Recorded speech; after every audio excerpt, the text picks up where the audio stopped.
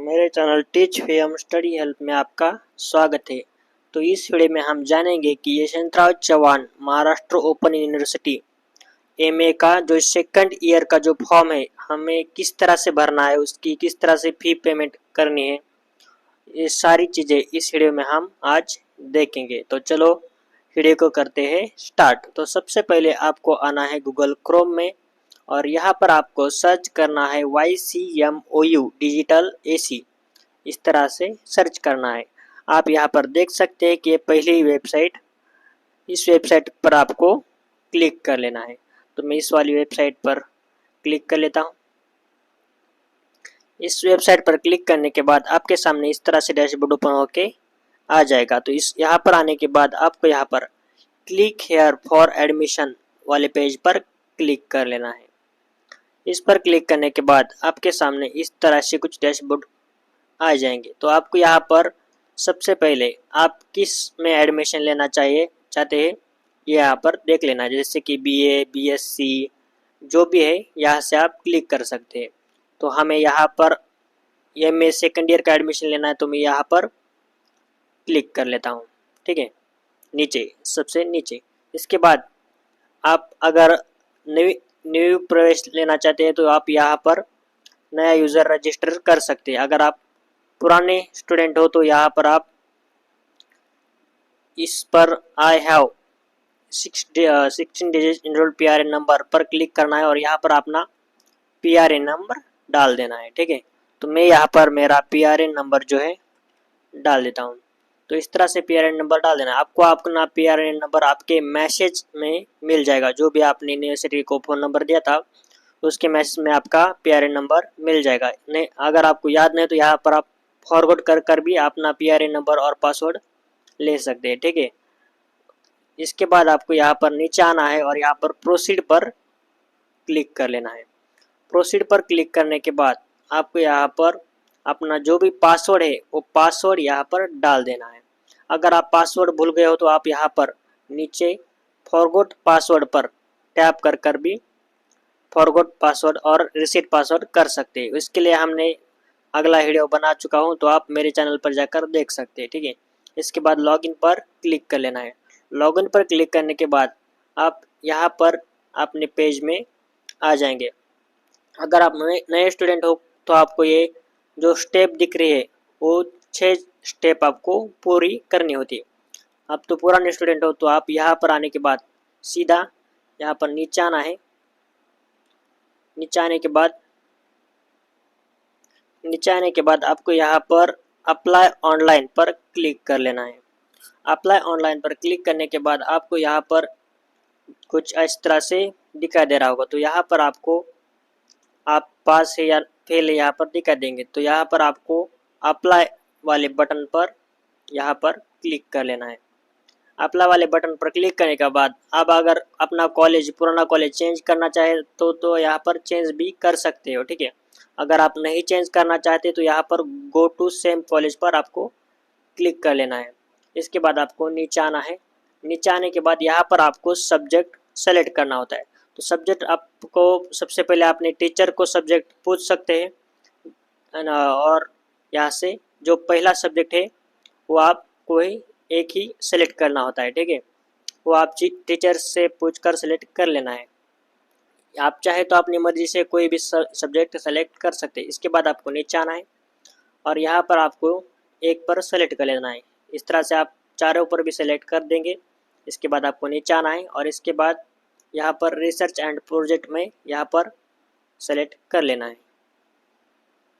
Last वाले option को। ठीक है, इस तरह से सेलेक्ट करने के बाद आपको प्रोसीड वाले बटन पर क्लिक कर लेना है। तो आपके सारे के सारे सब्जेक्ट यहाँ पर आ चुके हैं। आपको एक बार फिर से आपने सारे सब्जेक्ट चेक कर लेना है कि सही है या गलत है। ठीक है, इसके बाद आपको ऐड न्यू टेस्ट वाले बटन पर क्लिक कर लेना है। ठीक है, इसके बाद आपको यहाँ पर आपने सब्जेक्ट सेलेक्ट कर लेना है। तो मैं सब्जेक्ट सेलेक्ट कर लेना हूँ। इस तरह से आप भी अपने सब्जेक्ट को सेलेक्ट कर लेना है।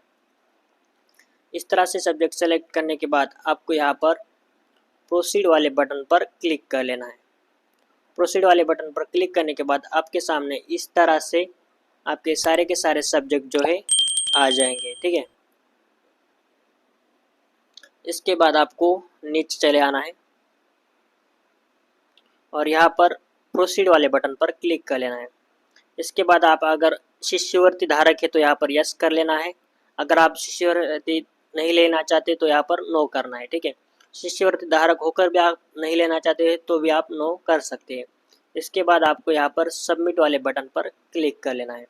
सबमिट वाले बटन पर क्लिक करने के बाद आपको यहाँ पर रेगुलर फीस वाले बटन पर क्लिक कर लेना है। इसके बाद आपको नीचे आना है, यहाँ पर आपको पूरी की पूरी फीस दिखाई दे रहे होंगे। इसके बाद आपको यहाँ पर सबमिट वाले बटन पर क्लिक कर लेना है। सबमिट वाले बटन पर क्लिक करने के बाद आपको यहाँ पर ये जो सिलेक्शन पहला डॉक्यूमेंट है पात्रता गुण पत्रिक, और इसके बाद यहाँ पर जो एडिशनल डॉक्यूमेंट है इस पर आपको कुछ भी नहीं करना है, सीधा नीचे चले आना है और यहाँ पर सबमिट वाले बटन पर क्लिक कर लेना है। यहाँ पर क्लिक करने के बाद यहाँ पर अपलोड बटन दिखाई दे रहा होगा, तो यहाँ पर आप अपलोड करना चाहे तो भी ये नहीं होगा। ठीक है, इसके बाद आपको यहाँ पर प्रोसीड वाले बटन पर क्लिक कर लेना है।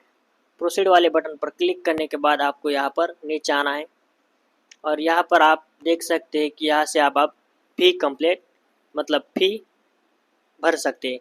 तो यहाँ पर आप देख सकते हैं कि you can read application before study centre application approval, मतलब जब तक आपका स्टडी सेंटर अप्रूवल होता है तब तक आप ये फॉर्म एडिट कर सकते हैं। ठीक है, आपका टेटस जो है आप कंप्लीट हो चुका है, तो यहाँ पर आप अपना टेटस भी देख सकते हैं।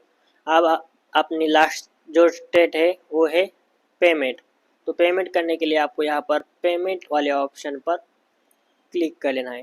पेमेंट वाले ऑप्शन पर क्लिक करने के बाद यहाँ पर आपको प्रोसीड पर क्लिक कर लेना है। प्रोसीड पर क्लिक करने के बाद आपको यहाँ पर नीचे आना है। नीचे आने के बाद यहाँ पर आपको ऑनलाइन पर क्लिक कर लेना है। ऑनलाइन पर क्लिक करने के बाद आपको यहाँ पर जो ऑनलाइन पर क्लिक करने के बाद आपको यहाँ पर डिक्लेयर पर या यहाँ पर क्लिक कर लेना है। ठीक है, यहाँ पर क्लिक करने के बाद आपको नीचे आना है और यहाँ पर जो भी कंडीशन आप देख सकते हैं, इसके बाद आपको यहाँ पर प्रोसीड वाले बटन पर क्लिक कर लेना है। प्रोसीड वाले बटन पर क्लिक करने के बाद आपका जो ऑर्डर है जो है आप यहाँ से देख सकते हैं। तो आप यहाँ पर मैं इसकी एक स्क्रीनशॉट ले लेता हूँ, आप भी अपनी एक इससे स्क्रीनशॉट ले सकते हैं। ठीक है, तो मैंने यहाँ से एक स्क्रीनशॉट ले ली है। इसके बाद यहाँ पर आपको पेमेंट गेटवे पर क्लिक कर लेना है और इसके बाद सबमिट पर क्लिक कर लेना है। सबमिट पर क्लिक करने के बाद आपको यहाँ पर पे नाउ पर क्लिक कर लेना है। पे नाउ पर क्लिक करने के बाद आपको यहाँ पर पूरी तरह से आपका नाम, आपका जो भी कॉलेज है वो सेलेक्ट किया हुआ यहाँ पर आ जाएगा, आपका मोबाइल नंबर, ईमेल एड्रेस और एडमिशन। ठीक है, इसके बाद आपको नीचे आना है। ये टर्म्स और कंडीशन आप चाहे तो पढ़ सकते हैं। इसके बाद accept all term and condition पर क्लिक करना है और उसके बाद प्रोसीड पर क्लिक कर लेना है। इसके बाद आपको अपनी ईमेल आईडी चेक करनी है, सही है गलत है या फिर आप चेंज करना चाहते हैं या फिर नहीं। यहाँ पर आपको यस पर क्लिक कर लेना है। यस पर क्लिक करने के बाद आपकी जो पेमेंट प्रोसेस है वो स्टार्ट हो जाएगी। इसके बाद आपका जो कॉन्टैक्ट डिटेल्स है यहाँ पर आ चुके हैं, आप यहाँ से स्किप भी कर सकते हैं या फिर प्रोसीड पेमेंट पर भी क्लिक कर सकते हैं। ठीक है, इसके बाद आप यूपीआई से देना चाहते हैं, नेट बैंकिंग से भी दे सकते हैं या फिर कार्ड से भी दे सकते हैं। कार्ड से यहाँ से क्रेडिट कार्ड डालकर भी दे सकते हैं। मैं यूपीआई से देना चाहता हूँ तो मैं यूपीआई पर क्लिक कर लेता हूँ। इसके बाद मैं यूपीआई आईडी से दूंगा, इसलिए मैं इस पर क्लिक कर सकता हूँ। तो आप यहाँ पर क्यूआर कोड स्कैन कर कर भी ये पेमेंट दे सकते हैं। ठीक है, तो यहाँ पर मैं ये क्यूआर कोड स्कैन करके मैं अपनी फी पेमेंट दे देता हूँ। तो क्यूआर कोड स्कैन करके मैंने अपना पेमेंट जो है वो पूरा कर दिया है। इस तरह से पेमेंट पूरा करने के बाद आपको यहाँ पर इस पेमेंट स्लिप की प्रिंट ले लेनी है। ठीक है, तो इसको आप अपने मोबाइल फ़ोन है या फिर लैपटॉप है इसको यहाँ से सेव कर लेना है। इस स्लिप आपको आगे जाके काम आएगी, ठीक है। तो मैं यहाँ से अपने डॉक्यूमेंट में जाके एक बार CMO का फोल्डर क्रिएट करके यहाँ पर जो पेमेंट स्लिप है जो सेव कर लूँगा, ठीक है।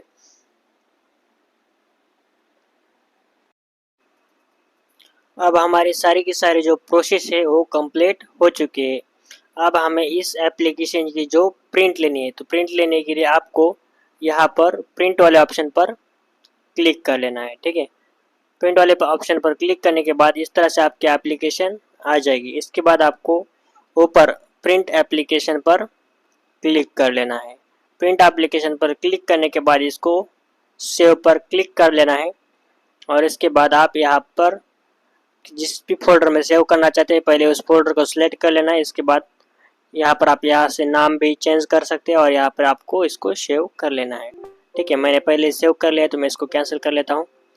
इसके बाद आपका ये जो प्रिंट फाइल आपके लैपटॉप में सेव हो जाएगी। इसके बाद आपको इसकी एक दो प्रिंट निकाल लेने हैं। प्रिंट निकालने के बाद आपको ये और आपकी जो मार्क्स है, जो भी मार्क्स निकले होंगे वो मार्क्स इसके पीछे इसकी मार्कशीट जोड़ के आपने जो भी स्टडी सेंटर है वहाँ पर जाके आपको इसको सबमिट कर लेना है, ठीक है। जाते वक्त आपको 1100 लेके जाना पड़ेगा, ठीक है।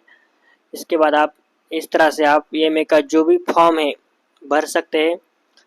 अगर आपको कोई भी दिक्कत हो तो आप हमें कमेंट्स में ज़रूर बताइए और ऐसे ही नॉलेजफुल वीडियो के लिए हमारे चैनल को सब्सक्राइब ज़रूर करिए।